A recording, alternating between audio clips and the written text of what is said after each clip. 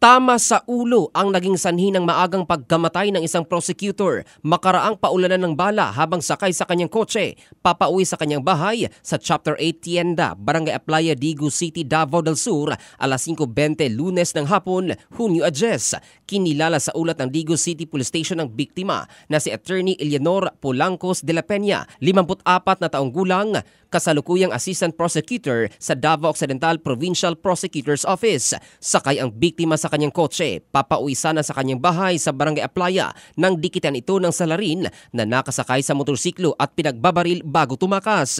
Hindi na naisugod sa ospital ang biktima habang ang otoridad ay agad naglunsad ng manhunt operation laban sa suspect na nakunan sa CCTV camera na positibong nakilala sa anak ng biktima. So nakuhaan tong motorcycle nga after the shooting incident dito ni Agi. So nakita dito ang description sa motor.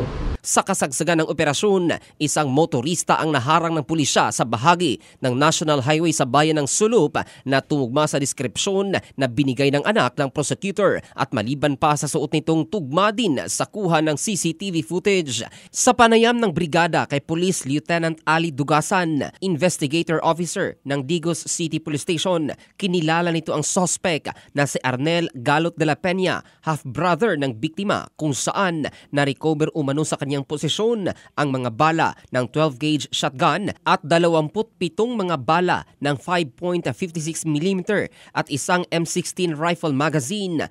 So parang among nakita nga kuan land conflict. Nasa ilalim sa yuta. Sa yuta. Actually nagsuon na sila. Kinokonsidera ngayon ng Digos City Police Station na lutas na ang kaso ni Prosecutor de la Peña. So kung di mahuman karon, probably ugma first hour nga pamapay ang kaso. Yeah. So murder ang kaso niya.